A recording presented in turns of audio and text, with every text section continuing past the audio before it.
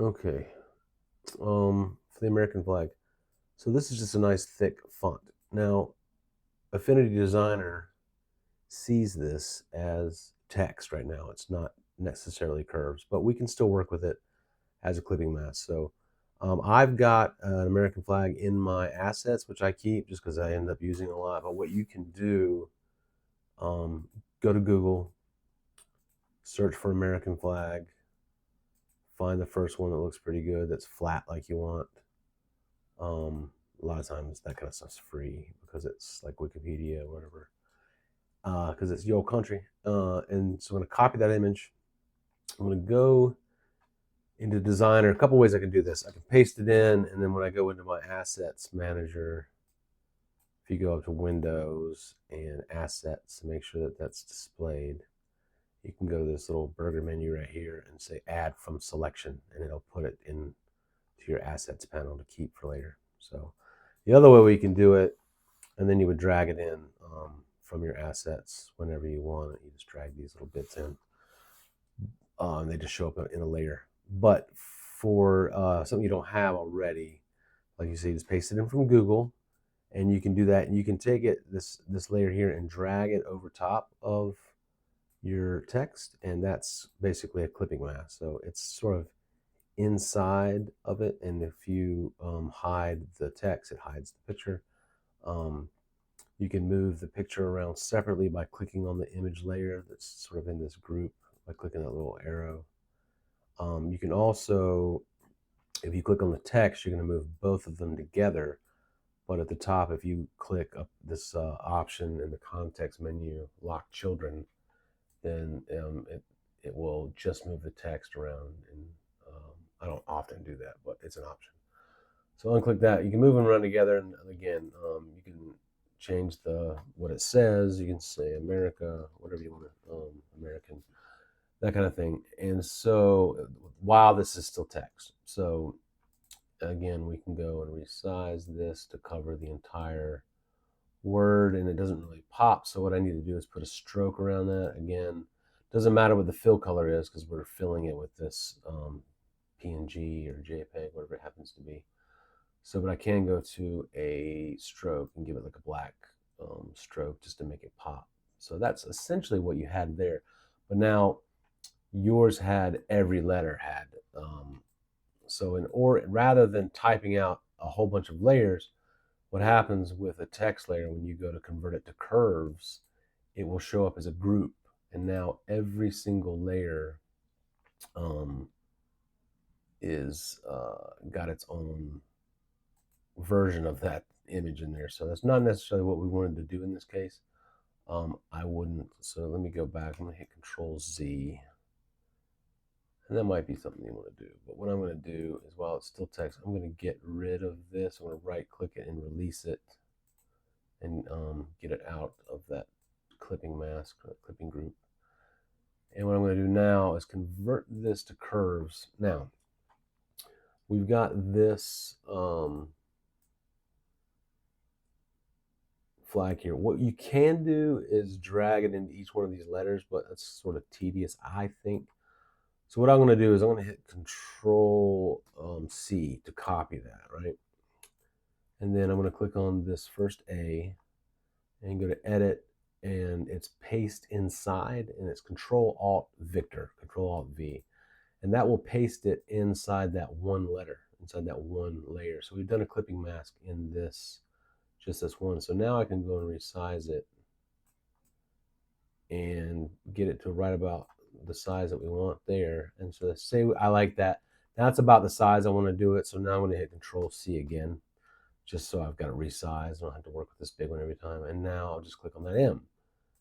And then I'll do Control Alt Y. Or was it Control Shift Y? Paste inside.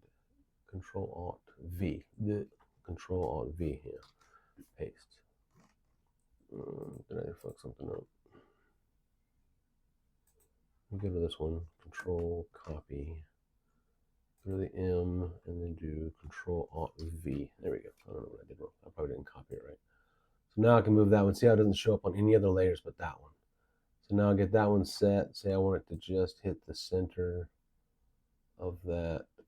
Sometimes you might have to resize them or something like that, or rotate them, or what it happens to be, and just move down to the E, and then just do Control Alt V again, and it's going to show up over here. But we can move it, and then just continue on down the line. Control Alt V, and move that one. So you get the point. And so now we get these. And since these are separate entities, you could do an alphabet now and just click this, and you've got this A. And if I wanted to, I could go up and hit Add from Selection. If you go down to the bottom of my Assets panel, I now have an A that's already ready to go all the time whenever I want it. And you can just delete it. And now if you look at that layer, it actually is a fully functioning layer with that picture in it. It's still a curve. It's still editable by nodes and all that kind of stuff. So you can still do all the things that you can. It saves them in the assets as layers, which is really powerful. So, but like I've got, you can go and make a new category, and like I've got all the emojis from the internet in there, and some of them I've made, some custom ones, and I've got like a whole bunch of swooshes and tails for text that I found that I needed, but I know that I've got some text in here. Here's a Phillies font, just because it's a display font that I couldn't find a good typing font for. And I know that I've got the Scrabble tiles too. I made those and just put these in here. So if I've ever got a Scrabble design I need to do, and just keep them, and they're already ready to go. So make them once and then just be done with it. But that's what a clipping mask is. It's basically nesting another image inside of another image. And it's pretty powerful when you do something like, if you wanted this to have like a highlight or something, you could make a copy of that dark M and then make it like, not that, I'm gonna go with like a light, and see how it's off, and you don't want that. But if you drag it over that M, now it only shows up on the places where those two overlap, basically. So you see how it's kind of stuck inside of there. Anyways, it's just some people do it for effects. You can do, sometimes if you take it up, you can make two copies, and you say you want the highlight to be here, and then, oops, take that one up there. You can and get like a shadow. Well, I'd have to turn that to like, well, this is a bad example, but you'll see, you kind of see what I mean. You can create,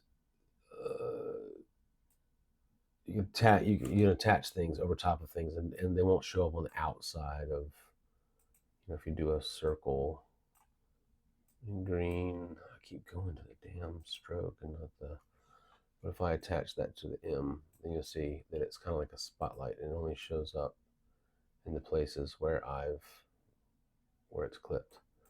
And so that design is fully editable, and you can add as many shapes in there as you want to, and you can clip a shape into the circle and make it. So you do a lot of crazy things, but that's how I'd go about doing. If it's a one-off, just do it the one time, do the paste inside, or drag it over top in the layers panel for a clipping mask. Or that, like I said, if you're doing a long string of text, to get the first one set, that baby copy, the child copy, and then copy and Control Alt V it inside to the rest of the letters, and adjust them as needed, and then you'll be done. Okay, this was long. I have a tendency to do that. So good luck with all that. I gotta close this out. Later on.